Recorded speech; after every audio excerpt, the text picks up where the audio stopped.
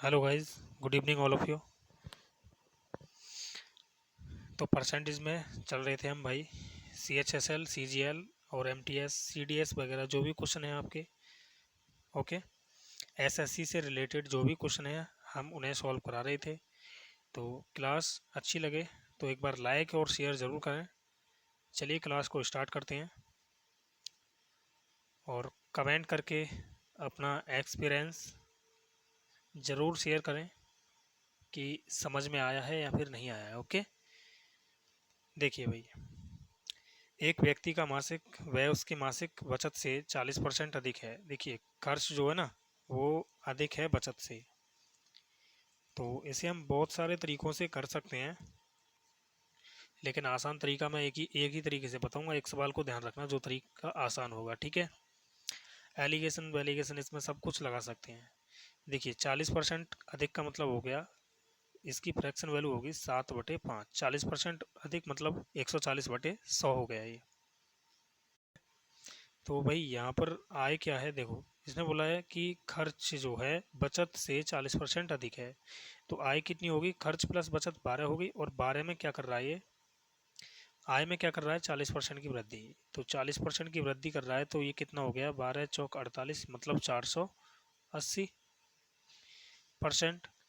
अब देखिए यहाँ पर इसने बोला है कि खर्च में 60% की वृद्धि, यानी खर्च कितना है 7 और इसमें 60% की वृद्धि। तो 7×6 कितना हो गया, 42 मतलब 420%। तो यदि मैं आय देखो 12 है, खर्च कितना है 7 है, अगर इसको घटाऊंगा तो 5 क्या बचेगी, बचत बचेगी। और ये कितनी है भाई, 60। तो एक यूनिट की वैल्यू क्या आ गई यहाँ से, एक यूनिट की वैल्यू आ गई 12, मतलब 12% की वृद्धि हो रही है बचत में। अब इसने बोला है 12% की हो रही है, लेकिन वहां पर इसने बोल दिया है कि 2070 की हो रही है। मतलब 12% जो है ये किसके बराबर है, 2070 के बराबर है। अब इसने पूछा है उसका प्रारंभिक खर्च कितना है। तो प्रारंभिक खर्च तो 40% अधिक का मतलब हो गया 140% हो गया। तो 140 की हमें वैल्यू निकालनी है यहाँ से। तो एक काम करते हैं फिर भाई, 6 से काट दूँ इसको, 6×2 = 12 हो गया, 6×3 = 18 और कितना हो गया फिर, 2 बचा, 6×4 = 24, 6×5 = 30, यानी 345 आ गया 1%, 2% की वैल्यू। तो 140 की चाहिए। 140 जो है 2 का ये 70 गुना है, तो इसका भी 70 गुना कर देंगे। तो 0, 7×5 = 35, 3 बचा, 7 और 3 कितना हो गया, 31। तो ये आ जाएगा 24,150। देखो, पूरी कैलकुलेशन करने की ज़रूरत नहीं है, 150 देखो किस में है, तो इसमें दिख रहा है आपके लिए, तो 24,150 ही होगा इसका, ठीक है ना। समझ पाए क्या, बहुत ही आसान तरीके से और बहुत ही स्लो मैंने समझाया है, तो उम्मीद है सभी समझ पाए होंगे। देखिए 2022 का एसएससी फेज 10 का आया हुआ क्वेश्चन है ये। ओके। फेस 9 का पूछा गया है, 10 नहीं है भाई, फेस क्या है ये, 9 है, ठीक है। एसएससी फेस 9 का पूछा गया क्वेश्चन है 2022 का, तो आप सभी देख सकते हैं प्रेजेंट का क्वेश्चन है। ओके। चलिए अगला क्वेश्चन देख लेते हैं। क्वेश्चन नंबर आपका 2 है। एक संस्थान में 35% लड़के हैं और शेष लड़कियां हैं। 35% की फ्रैक्शन वैल्यू क्या होगी भाई, 7/20। तो यहाँ पर 7 कौन है, लड़के हैं, तो 13 लड़कियां होंगी। मैं कोशिश करूंगा कि एक ही पैटर्न से बनाऊं इस सभी सवालों को, ठीक है। अब देखिए, लड़के कितनी हैं, 30% अनुत्तीर्ण हैं और 60% लड़कियां उत्तीर्ण हो जाती हैं। तो परीक्षा में अनुत्तीर्ण पूछा है इसने, तो हम अनुत्तीर्ण से ही मतलब रखेंगे भाई, 30% लड़के अनुत्तीर्ण हो रहे हैं। डेविएशन मेथड वगैरह सब कुछ लगा सकते हैं, इसमें ध्यान रखना, ठीक है। लेकिन मैं चाहूँगा कि एक ही तरीके से, 7×3 = 21, 210% हो गया, और 13×4 = 52 यानी 520% हो गया। तो कुल मिला के 13 और 7 हो गए 20, और 20 की जो वैल्यू आ गई यहाँ पर कितनी आ गई, 730%। तो ध्यान देना 730% है, तो जीरो से जीरो कैंसिल हो गया, और एक यूनिट की वैल्यू क्या आ गई, 2×3 = 6, 2×6 = 12, 2×5 = 10, यानी 36.5% इसका राइट आंसर हो जाएगा। ये भी देखियो, देखो भाई फेस 9 का क्वेश्चन है 2022 का ही, तो सभी क्वेश्चन आपको ऐसे ही मिलेंगे। देखिए, एक्स की आय 22 से 42% अधिक है। समझ लेना इस सवाल को, बहुत ही आसान तरीके से करेंगे। एक्स वाई जेड, ठीक है। एक्स की आय 22 से 42% अधिक है, तो मैंने ये 100 और ये मान लिया 142। ओके। अब इसने बोला है कि भाई जो बाई जेड की आय वो एक्स और वाई के योग से 45% कम है, तो एक्स और वाई का योग हो गया 242, और इससे 45% कम का मतलब हो गया 55% होगी। 55 का मतलब हो गया 11/20। 2 से काटा इसे 10 बार, 2 से कट गया ये 121 बार, तो 11 की गुणा की 121 में, तो ये हो गया 1331। 10 को हटाएंगे पॉइंट लग जाएगा यहाँ पर। बस हो गया सवाल।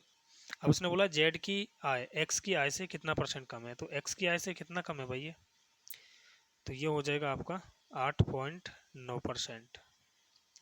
ठीक है। कितने पर, 142 पर। परसेंटेज के लिए 100, पॉइंट हटाएंगे, जीरो बढ़ा देंगे, जीरो हटा देंगे, और 2 सत्ते 14, दो दो एकन दो, 2 से काटा मैंने इसको 5 बार, तो कैलकुलेशन करेंगे तो भाई ये आ जाएगा आपका 9 पंजे 45, सॉरी 5 अट्ठे 40, 5 नहीं 45 हो गया, 5 अट्ठे 40 और 4 हो गया 44/71%। तो 71 से ये कितनी बार जाएगा, 6 सत्ते 42, मतलब कि 6 बार जाएगा। यानी ये दोनों ऑप्शन क्या हो गए, कैंसिल हो गए। अब दो ऑप्शन बचे आपके, 6 सत्ते 42, 6 एकन 6, 6 सत्ते 42, मतलब ये आ गया आपका इतना।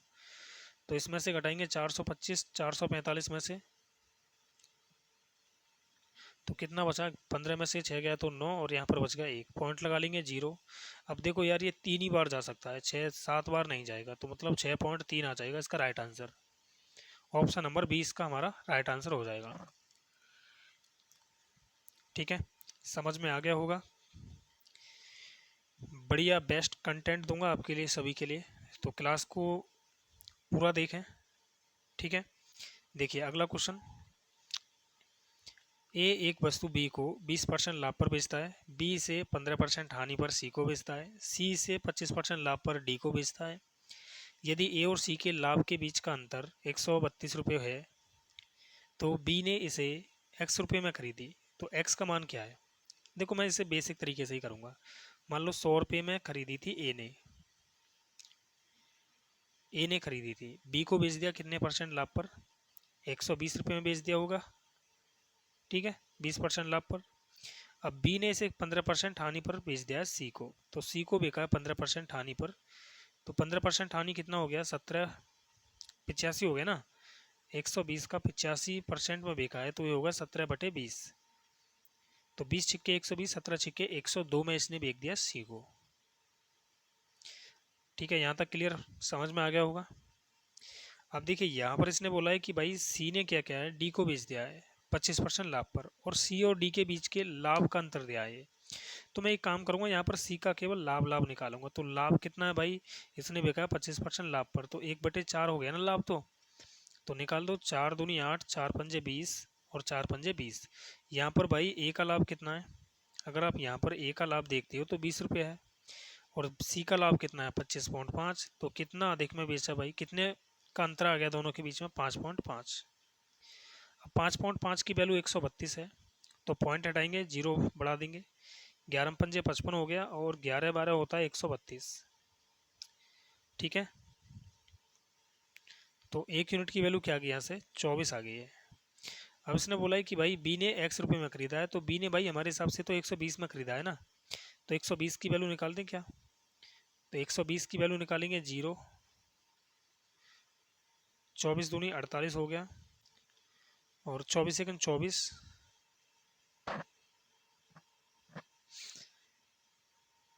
एक सेकंड रुको, सही कर रहे हैं क्या हम, जीरो आ गया, 12 चौक 48, दो बचा आपका, 12 दूनी 24, 24 और 2, 24 और 4 28 हो गया, 2880 रुपये में इसने खरीदी होगी। ठीक है ना, 2880, ऑप्शन नंबर डी इसका राइट हो जाएगा, 2880। क्लियर। नेक्स्ट क्वेश्चन देखते हैं, बहुत ही अच्छा क्वेश्चन है, देखिए एक बार बनाने की कोशिश करें सभी। एक महिला श्रमिक की मजदूरी दर में प्रति घंटे 12.5% की वृद्धि होती है, यानी कि रुपयों में वृद्धि हो रही है भाई। ये 12.5 का मतलब होता है 1/8, यानी 8 रुपये थी पहले मजदूरी, तो अब 1 घंटे में 9 रुपये मिल रहे हैं उसको। लेकिन प्रति सप्ताह काम किए गए घंटों की संख्या में 10% की कमी हो रही है, मतलब आवर में कितने की कमी हो रही है। ये 10 आवर करता था पहले, तो अब ये कर रहा है भाई 9 आवर। तो यहाँ पर ध्यान दो, 1 घंटे का 8 रुपये तो 10 घंटे का 80 रुपये होंगे, 1 घंटे का 9 रुपये तो 9 घंटे का 81 रुपये होंगे।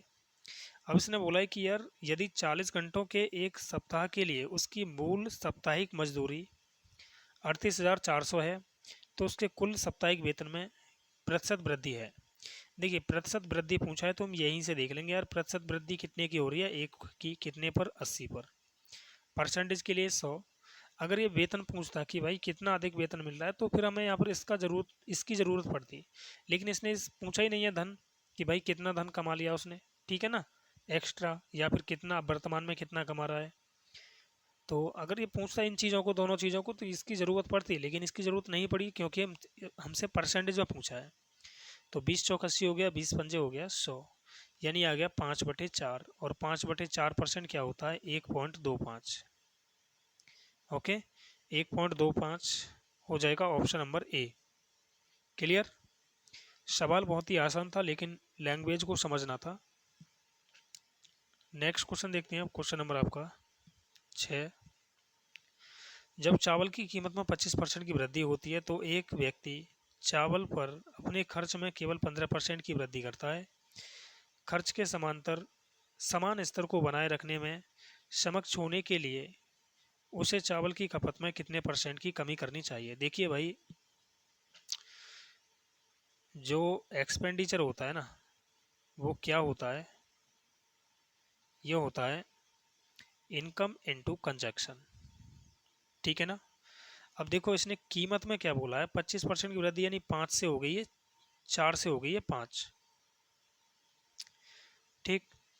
और खर्च में क्या बोला है, एक्सपेंडिचर होता है खर्च, तो 20 से कितना हो गया, ये 23 हो गया, यही तो बात इसने बोला है, ये बराबर होगा। अब यहाँ पर इसने कंजक्शन में पूछा है इसकी खपत में कितने की भाई वृद्धि हुई है, तो मैंने एक्स और वाई मान लिया, ठीक है ना। तो जब मैं यहाँ पर x की वैल्यू निकालूंगा, तो एक चीज़ ध्यान रखना कि हम डायरेक्ट ही निकाल सकते हैं भाई, x अनुपात y। तो कैसे निकाल सकते हैं, 20/4 अनुपात 23/5, इस तरह से, ठीक है। डायरेक्ट ही मल्टीप्लाई कर देंगे, 20 पंजे हो गया 100, और अनुपात में हो गया 23 चौक 92।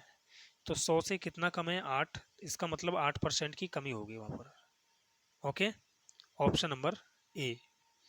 अब इस सवाल को ऐसे करने की ज़रूरत नहीं है यार, जब आपको पता चल ही गया है मेथड, तो क्यों ना मैं इसको डायरेक्ट ही कर दूं यार, ऐसे करने की क्या ज़रूरत है भाई।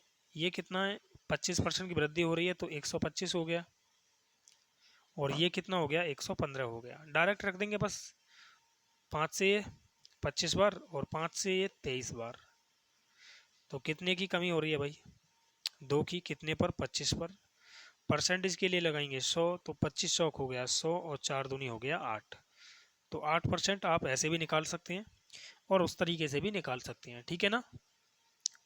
अगला क्वेश्चन, एक कंपनी की आय में प्रति वर्ष, यहाँ पर देखो x%, ठीक है ना,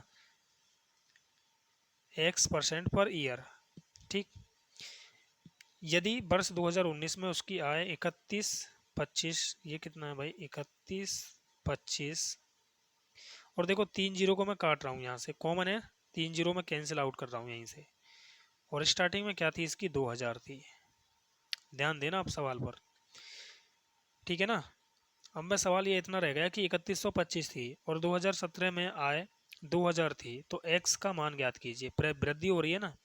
तो स्टार्टिंग में आय क्या थी भाई, 2000 थी, अब हो गई है कितनी, इतनी। 2 वर्ष की बात है, तो ध्यान रखना, सबसे पहले हम इसको काट लेंगे, 5 चौक 20 हो गया, 5 छिंग 30, 5 दूनी 10, 5 25। 2 वर्ष की बात है, तो इसका वर्गमूल लगा देंगे, ये 20 का वर्ग हो गया और ये हो गया 25 का वर्ग। तो कितने की वृद्धि होगी, 5 की, कितने पर, 20 पर। परसेंट के लिए 100, तो 20 पंजे हो गया 100, और पचम कितना हो गया, 25%। तो 25% इसका राइट आंसर हो जाएगा ऑप्शन नंबर डी। ओके, अगला क्वेश्चन, सुलभ अपनी आय का 25% बचाता है यदि उसकी आय में 40% की वृद्धि। अब देखिए यहाँ पर 25% बचाता है आय का, मतलब 1/4, इसकी फ्रैक्शन वैल्यू होगी। यदि बचत 1 है तो खर्च कितना होगा, फिर 3 होगा, और देखिए भाई आय में क्या कर रहा है ये, अब यहाँ पर हमें इसका तो कोई मतलब बाद में पूछा है इसने बचत में। आय में देखो, आय में 40% की वृद्धि कर रहा है, तो आय तो हमारी 4 है ना, 4 में 40 की वृद्धि, तो 4 चौक हो गया 16, मतलब 160%। और देखिए भाई खर्च में क्या कर रहा है, 45% की वृद्धि, तो 45 दिया कितना हो गया, 135 हो गया। तो अब यहाँ पर एक बात बताओ कि आय में हो रही है 160 की वृद्धि और खर्च में हो रही है 135 की वृद्धि, तो ये बताओ अभी भी 1 रुपये बचत होगी आपकी, यही तो इसने पूछा है भाई। अगर 1 रुपये बचत है तो बचत में देखो कितनी की वृद्धि हो रही है, 25% की वृद्धि हो रही है, ठीक है ना। क्योंकि भाई 160 में से 135 घटाएंगे, अभी तो देखो यहाँ पर तो 135 की वृद्धि हो पाई है, और ये चाह रहा है कि 160 की वृद्धि हो जाए, तो 160 की वृद्धि तो तभी हो सकती है जब बचत में भी क्या हो भाई, 25% की वृद्धि हो, और खर्च में कितने की वृद्धि हो जाए, 135 की, तो कुल मिला के कितना हो जाएगा, 160 हो जाएगा। तो एक 25% यहाँ पर क्या होगा, इंक्रीज होगा, ऑप्शन नंबर सी। ओके, देखिए अगला क्वेश्चन, जब किसी वस्तु के मूल्य में 20% की कमी की गई तो उसकी बिक्री में x% की वृद्धि हुई, यदि राजस्व प्राप्ति, ध्यान देना, वस्तु के विक्रय मूल्य में 20% की यहाँ पर क्या हो रही है, कमी हो रही है। विक्रय मूल्य क्या होता है, एक्सपेंडिचर होता है, और वस्तु की बिक्री में x% की वृद्धि हो रही है, तो बिक्री क्या होती है, कंजक्शन होता है, ठीक है। तो यार सीधा सा expenditure equal income into conjunction, और हमसे कंजक्शन इसने पूछा है, तो एक्सपेंडिचर डिवाइड बाय इनकम कर देंगे। तो कर रहा हूँ मैं यहाँ पर यही चीज़, देखो भाई मूल्य में, वस्तु के मूल्य में देखो कुल राजस्व में कितनी की वृद्धि हो रही है, 100 था तो 125 हो गया। एक सेकंड रुको, कंजक्शन क्या है, 100 है, तो ये हो गया 80। क्लियर है यहाँ तक। अब यहाँ पर भाई देखिए ये कितना है,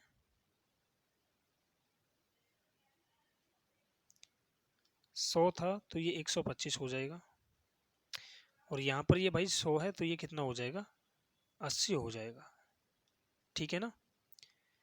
अब ये अनुपात में और होगा, 100 से 100 कैंसिल हो गया, 5 से काटा मैंने 16 बार, 5 से काटा 25 बार, तो क्रॉस मल्टीप्लाई किया तो 16:25 आ गया ये।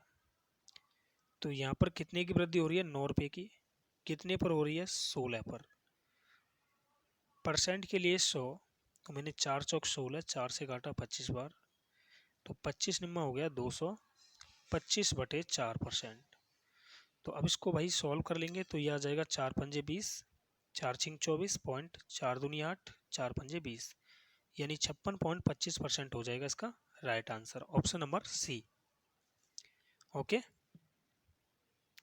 ऑप्शन सी इसका राइट होगा। चलिए अगला क्वेश्चन देखते हैं, कुल राजस्व में ध्यान रखना है, कुल राजस्व में क्या करना होगा भाई हमें, ठीक है। ओके, कुल राजस्व में मैंने क्या किया है कि जो प्राइस है उसका मूल्य है, मूल्य से भाग कर दिया है। ओके, अगला क्वेश्चन, यदि किसी संख्या के 40% और 30% के योग 70 है, तो 40 का और 30 का योग हो गया 70, यानी 70% की वैल्यू क्या दिया है उसने, 70 दिया है, तो 1% की वैल्यू क्या हो जाएगी, यहाँ पर 1 हो जाएगी, तो 100% की वैल्यू क्या हो जाएगी, 100 हो जाएगी। ओके, तो 100 इसका राइट आंसर हो जाएगा, ऑप्शन नंबर सी। अगला क्वेश्चन देखते हैं, क्वेश्चन नंबर नेक्स्ट है, ए की आय बी की आय की 80% है, देखिए ए और बी हैं, 80% का मतलब होता है 4/5, तो अगर बी की आय 5 है तो ए की आय क्या होगी, 4 हो जाएगी। अब उसने बोला है कि भाई ए का खर्च बी के खर्च का 60% है, तो यहाँ पर मैं वेरिएबल मान लेता हूँ, इस तरह से आसान हो जाएगा। इसने बोला है कि ए का खर्च बी के खर्च का, यानी कि ये मैंने 20 दिया 60 हो गया, तो 20 पंजे 100, ये मैंने बाई मान लिया। अब इसने क्या बोला है कि ए की आय कितनी है, 4x, बी के खर्च के 90% के बराबर है, तो बी का खर्च कितना है, 5/, इसका 90% है ये, तो देखिए यहाँ पर भाई 5 दूनी 10 हो गया, तो यहाँ से ये आ गया आपका 8x बराबर 9/, तो x की वैल्यू क्या आ गई यहाँ पर 9 और y की वैल्यू क्या आ गई यहाँ पर 8। तो यहाँ पर हम रख देंगे बस x और y की वैल्यू। अगर मैं यहाँ पर x की वैल्यू रखता हूँ तो ये हो जाएगा 9 चौक 36 और ये हो गया 9 पंजे 45। y की वैल्यू रखेंगे तो 8 दिया 24 हो गया और 8 पंजे हो गया 40। तो यहाँ पर देखिए यदि मैं ये क्या थी आय थी और ये क्या था खर्च था, आय में से खर्च को माइनस करूंगा तो क्या बचेगी बचत, यानी कि क्या हो रही है भाई 12:5। अब इसने ये बोला है कि ए की बचत बी की बचत से कितना प्रतिशत अधिक है। तो ए की बचत कितना अधिक है भाई 7, 5 से परसेंटेज के लिए 100। तो 5 से काटा मैंने इसे 20 बार और 20 सत्ते कितना हो गया 140, मतलब 140% अधिक होगी। ऑप्शन नंबर क्या हो जाएगा इसका बी। तो ऑप्शन बी इसका राइट होगा भाई। ठीक है, सभी देख पा रहे हो, समझ पा रहे हो सभी। अच्छा क्वेश्चन है। चलिए नेक्स्ट क्वेश्चन देखते हैं अब।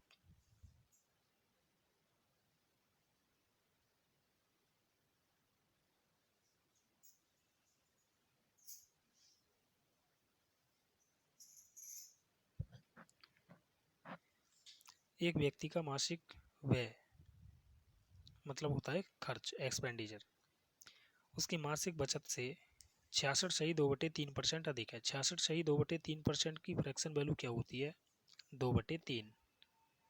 अब ध्यान देना यहाँ पर इसने ये बोला है कि भाई उसकी आय में 44% की वृद्धि होती है। ध्यान दो यहाँ पर जो इसने बोला ना खर्च बचत से, तो खर्च बचत से खर्च अगर देखो बचत अगर भाई 3 है तो खर्च कितना होगा 5 हो जाएगा।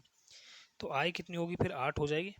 और देखो इसने बोला है कि आय में 44 की वृद्धि, तो ये कितना हो गया 8 चौक 32, 8 चौक 32 और 3 कितना हो गया 35। अब इसने बोला है कि भाई उसके खर्च में 60% की वृद्धि, तो खर्च कितना है 5 है और 5 में 60 की वृद्धि हो रही है तो कितना हो गया 300 हो गया। अब देखना यहाँ पर भाई अगर ये 8 रुपये आय है 5 रुपये खर्च है तो बचत कितनी होगी 3 रुपये। तो 3 की वैल्यू क्या आ गई यहाँ पर 52% आ गई। तो 1 यूनिट की वैल्यू क्या आ गई यहाँ पर 52/3%। क्लियर, मतलब बचत में हमारे हिसाब से इतने की वृद्धि हो रही है, लेकिन भाई इसने ये बोला है कि 1040 की वृद्धि हो रही है। तो 52/3% जो है ये किसके बराबर है भाई, ये होगा आपका 1040 के बराबर। तो मैंने काटा 13 चौक 52, 13 मट्ठे 104। तो 1% की वैल्यू क्या आ जाएगी 4 से काटेंगे इसको भाई 20 बार और 20 दिया हो जाएगा 60, यानी 1% की वैल्यू क्या है 60 है। इसने बोला है उसका आरंभिक खर्च कितना है। तो आरंभिक खर्च देखो कितना है ये 66.2/3% अधिक है। तो इसका मतलब ये होता है कि 66.2/3% 200/3% हो गया। और ये अधिक है तो मैं इसमें 100 ऐड कर दूं तो ये हो गया 300 और 200 500/3% हो गया। ये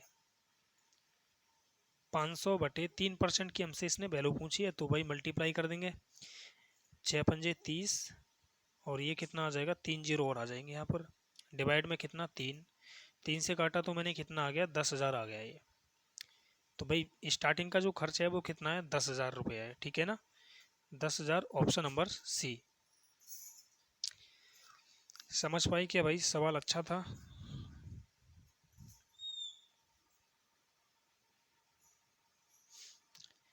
कुछ भी करने की ज़रूरत नहीं है आपको, जो जैसे जैसे सवाल बोल रहा है मैंने सिर्फ ऐसे ऐसे ही क्या है, सिर्फ आपको पैटर्न ध्यान रखना है कि पैटर्न कैसे हो।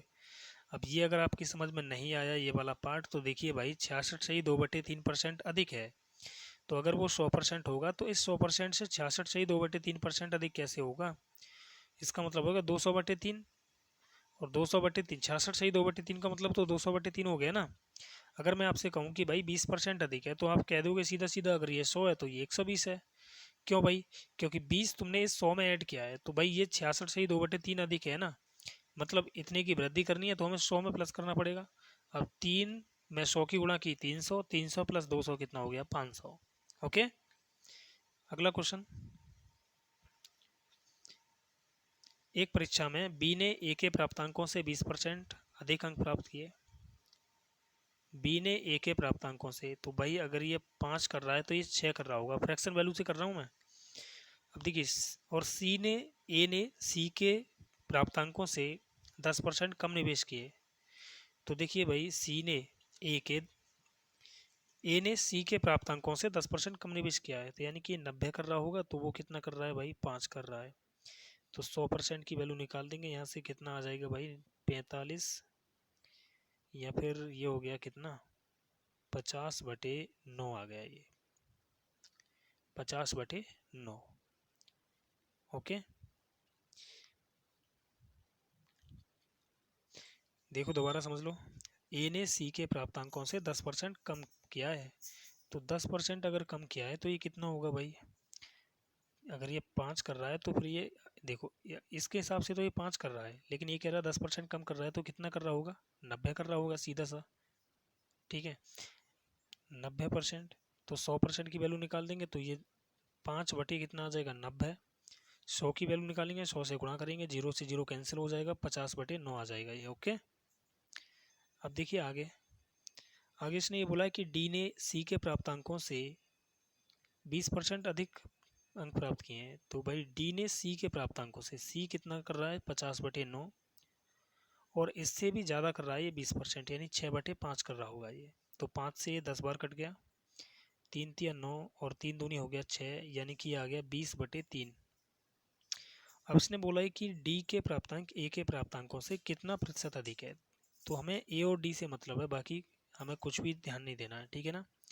अगर ये 3 बटे में है तो हम 3 से यहाँ पर मल्टीप्लाई कर देंगे, तो बटे से हट जाएगा ये, 5 तिया 15, 3 हट गया। अब यहाँ से ध्यान रखना, तो भाई डी के प्राप्तांक ए से कितने अधिक हैं, 5 अधिक हैं, तो 5 अधिक हैं ए से। ए कितना है, 15% के लिए 100, तो 5 सेकंड 5, 5 तिया 15, मतलब ये 100/3 हो गया, तो ये कितना आ जाएगा, 33 सही 1/3%। Option number A. Clear. Next question देखते हैं। ये तो भाई रिपीट हो गया क्वेश्चन, वही क्वेश्चन है सेम। ओके, तो नेक्स्ट क्वेश्चन है ये, 7200 के 33 सही 1/3% के 3 सही 1/4% के 17 सही 1/2% का मान कितना होगा। तो देखिए ये 7200 है, और इसका मतलब हो गया 33 सही 1/3 की फ्रैक्शन वैल्यू 1/3, और इसको हम डायरेक्ट ऐसे लिखेंगे, 4 तिया 12 और 1 13, 13/400 हो जाएगा, परसेंट हटाएंगे तो। और ये कितना हो गया भाई, 17 दूनी 34, और एक कितना हो गया 35, 35/200। तो देखिए इससे मैंने ये कैंसिल कर दिया। अब देखो यहाँ पर क्या बच रहा है, 2 चौक 8 तिया 24, और 24 तिया हो गया 72। अब इसकी मल्टीप्लाई कर देंगे बस, तो 35 तिया कितना हो गया, 105, 35 तिया कितना हो गया, 105 हो गया ना, 30 तिया 90, 5 तिया 15, 105 हो गया, 10 बच गया, और 35 सेकंड 35 और 10 हो गया 45। अब इसमें 3 की ओर गुणा कर देंगे, तो 3 पंजे 15, 3 पंजे 15 और 1 16, 3 चौक 12 और 1 हो गया 13, और इस 100 को यहाँ से हटाएंगे तो 2 अंक बाद 10 लग जाएगा, मतलब 13.65 बन जाएगा इसका right answer. Option number C. CGL mains 2022 का पूछा गया क्वेश्चन है। अगला क्वेश्चन देखते हैं। देखिए यदि ए का 91%, बी का 39% है, कहने का मतलब ये है कि ए का 91% जो है ना, ये बी के 39% के बराबर है। इस लैंग्वेज को समझना है आपके लिए। 13 तिया 39 हो गया, और 13 सत्ते 91 हो गया, तो ए की वैल्यू क्या आ गई यहाँ पर 3, और बी की वैल्यू आ गई 7। तो इसने बोला है बी ए का x% है, तो भाई इसने पूछा है बी ए का, तो बी ए का, तो इसको हम डायरेक्ट ही कर लेते हैं यार, ठीक है ना। ए का यानी ए कितना है 3, और बी कितना है 7, परसेंटेज के लिए 100, तो ये आंसर कितना आ गया 700/3। ओके, 700/3 इसका राइट आंसर हो जाएगा। अगला क्वेश्चन देखो, एक व्यक्ति का मासिक वेतन 1,60,000 था, वह 3 मदों व्यक्तिगत रूप से पी, टी और ई पर खर्च करता है, शेष धन को बचाता है। तो देखिए पी, टी और ई, और ये क्या है अंत में सेविंग है। तो देखो यहाँ पर इसने बोला है कि भाई पी आय का 50% खर्च करता है। मैंने मान लिया यार कि उसकी आय क्या थी, 1,000 रुपये थी, मैं इसको नहीं मान रहा, ठीक है ना, 1,000 रुपये आय थी। तो यहाँ पर देखो यार ये बचत कितनी कर रहा है, या फिर आप इसे परसेंट में लेकर भी कर सकते हो, जैसा आप चाहो। तो 50% कितना हो गया भाई, ये हो गया 500। अब देखिए यहाँ पर इसने बोला है कि ई पी का 20% है, 20% मतलब 1/5, तो ये हो गया 100। अब इसने बोला था टी ई का 15% है, यानी कि ये कितना हो गया, सीधा सीधा सा 15 ही हो जाएगा। टी ई का 15% है ना, तो 15/100 इसका निकाल देंगे तो 15 ही बचेगा। तो ये हो गया 615 रुपये, और 615 को हम 1000 में से माइनस करेंगे तो कितना बचा, 85। तो ये बच गया 385 रुपये की बचत हो गई यहाँ पर। आगे इसने बोला है कि जब उसके वेतन में 30% की वृद्धि कर दी जाती है तो वेतन कितना हो जाएगा भाई, फिर 1300 हो जाएगा। और देखो इसने बोला है कि जब उसके वेतन में 30% की वृद्धि हुई तो उसने पी का प्रतिशत प्रतिशत पहले जितना ही रखा, यानी कि 50% ही रखा। तो 50% मतलब होता है आधा, 650 हो गया ये। लेकिन अब इसने बोला है कि भाई लेकिन ई पी का 30% है, ई जो है ना पी का 30%, तो 30% होता है 3/10। जीरो से जीरो काटा तो 3×5 = 15, 3×6 = 18 और 1 19, यही आएगा। देखो अब आगे आगे इसने ये बोल दिया है कि और टी ई का 20% है, टी जो है ना ई का 20% मतलब 1/5 है इसका, तो 1/5 कितना होगा, 5×3 = 15 हो गया, और 5×9 = 45 हो गया। तो यहाँ पर कुल मिला के खर्च कितना कर दिया भाई, 9 और 5 14 का 4 हासिल 1 बचा, 10 और 8 18 का 8 हासिल 1 बच गया, तो 6 और 2 8, यानी कि 884 रुपये, कितने में से, 1300 में से। तो बचा कितने लिए फिर, 16 रुपये तो यहाँ पर बचा लिए होंगे, और 416 रुपये बचा लिए इसने। अब देखो इसने पूछा क्या है, सिर्फ कर दो उसे। इसने बोला है कि दोनों की बचत का योग कितना है, तो बचत का योग कितना हो गया, 6 और 5 11, 8 और 2 10, 4 और 4 8, मतलब 801 रुपये। अब यहाँ पर ध्यान देने वाली बात यह है कि भाई आय जो मैंने मानी थी ना वो 1000 रुपये मानी थी स्टार्टिंग में, तो आय कितनी है हमारे हिसाब से 1000 है, उसके हिसाब से 1,60,000। तो ये 3 जीरो से 3 जीरो कैंसिल हो गया, मतलब 1 यूनिट की वैल्यू क्या आ गई, 160 आ गई है। तो बचत कितनी है, 801, तो 801 की वैल्यू क्या हो जाएगी, 0 16 1 16, 16 8 128, यानी कि 1,28,160 है। इसमें नहीं है भाई, देखो एक बार, नहीं है यार, कहीं पर मिस्टेक हुआ है क्या, 1,28,112 तो है इसमें, तो हमने कहीं पर मिस्टेक किया है क्या, एक बार चेक कर लेते हैं इसको। तो भाई इसका आंसर तो यही आना चाहिए, ठीक है। हो सकता है इसमें मिसप्रिंट हुआ हो, लेकिन आंसर इसका यही आएगा, क्योंकि प्रारंभिक आय हमने कितनी मानी थी, 1000 मानी थी। 1000 की वैल्यू क्या आ गई भाई, 1,60,000, तो ये आ गया 1 यूनिट की वैल्यू आ गई 160। और इसको ऐड करके देख लेते हैं एक बार, तो ये कितना हो गया, 5 और 9 और 5 14 हो गया, और 10 और 3 13 का 3 हो गया, 234 ये हो गया, 650 वो हो गया। तो कुल मिला के कितना हो गया, 4 8 8 884 हो गया ये। तो 884 हो गया ना ये तो यार आपका सही आ रहा है। फिर अगर सही आ रहा है तो इसका मतलब हमारा आंसर सही है, इसमें मिसप्रिंट हुआ है। ओके, चाहे तो आप भाई 1,60,000 को रख के देख लेना, तब भी ऐसे ही आएगा आंसर, ठीक है। तो अगला क्वेश्चन देख लेते हैं, क्वेश्चन नंबर नेक्स्ट। एक कक्षा में विद्यार्थियों की संख्या 45 है, जिनमें से 33 सही 1/3% लड़के हैं। देखो इसने पूछा है लड़कों के औसत प्राप्तांक कितने हैं, इसने ये पूछा है। तो सिंपल क्वेश्चन है भाई, अगर 45 विद्यार्थी हैं तो 33 सही 1/3 का मतलब कितना हो गया, ये हो गया 1/3।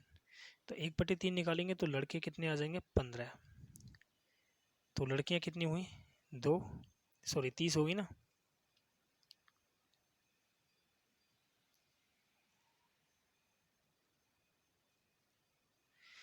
अब इसने ये भी बोल दिया है कि विज्ञान में लड़कियों के औसत प्राप्तांक, लड़कों के औसत प्राप्तांक से 66 सही 2/3, यानी कि 2/3% अधिक हैं। तो इसका मतलब हो गया लड़कियों के, तो ये कौन थे भाई, लड़के थे ना, 1/3 तो ये हो गया, ठीक है। तो यहाँ पर लड़कों के कितने हैं भाई, देखो विज्ञान में लड़कियों के औसत प्राप्तांक हैं लड़कों से, तो लड़के अगर 3 प्राप्त कर रहा है ना, एक लड़का औसत 3 है इनका लड़कों का, तो इनका कितना होगा, 5 हो जाएगा। तो योगफल बनाएंगे यहाँ से 15 या 45 और ये हो गया 150। तो कुल मिला के यहाँ पर भाई व्यक्ति कितने हो गए, सभी विद्यार्थियों के औसत प्राप्तांक भी इसने दे रखे हैं भाई, कितने हैं, 48। तो इसे यार रेशियो से बना लो आप, इतना तो ये कैलकुलेशन बढ़ेगी इसमें, क्या रेशियो से बना रहा हूँ मैं इससे। तो ये 1/3 हो गया, यानी एक लड़का है तो 2 लड़कियां होंगी। अब ये कितनी है भाई, और ये देखो ये बॉयज़ हैं और ये गर्ल्स हैं। इसने बोला है कि भाई 66 सही 2/3 अधिक है, यानी लड़कियां के 5 होंगे तो लड़कों के 3 होंगे। तो 3 एकन कितना हो गया, 3 और 5 दूनी हो गया 10। हमारे हिसाब से योगफल कितना हो गया, 13। उसके हिसाब से औसत दे रखा है कितना, 78। योगफल बनाएंगे तो 3 से मल्टीप्लाई, क्योंकि 3 छात्र हैं यहाँ पर, 1 और 2। तो 1 यूनिट की वैल्यू क्या आ गई यहाँ से, 13×6 = 78। 1 यूनिट की वैल्यू आ गई क्या भाई, 6×3 = 18। अगर 1 यूनिट की वैल्यू 18 है तो लड़कियों का औसत पूछा है, लड़कियों का औसत कितना है, 5। तो 5 की वैल्यू निकालेंगे, 18×5 = 90। तो 90 इसका राइट आंसर हो जाएगा, ऑप्शन नंबर सी। ओके, उम्मीद है सभी अच्छे से समझ पाए होंगे। क्लास अच्छी लगे तो लाइक करना और शेयर करना ना भूलें। चलिए नेक्स्ट क्लास में मिलते हैं, ऐसे ही बेहतरीन क्वेश्चन लेकर आएंगे। और आपके लिए एक भाई मेंसुरेशन वाली भी क्लास चल रही है, तो उसे भी देखना ना भूलें। क्लास को जितना हो सके उतना शेयर करें, ओके, अपने फ्रेंडों को। Okay bye.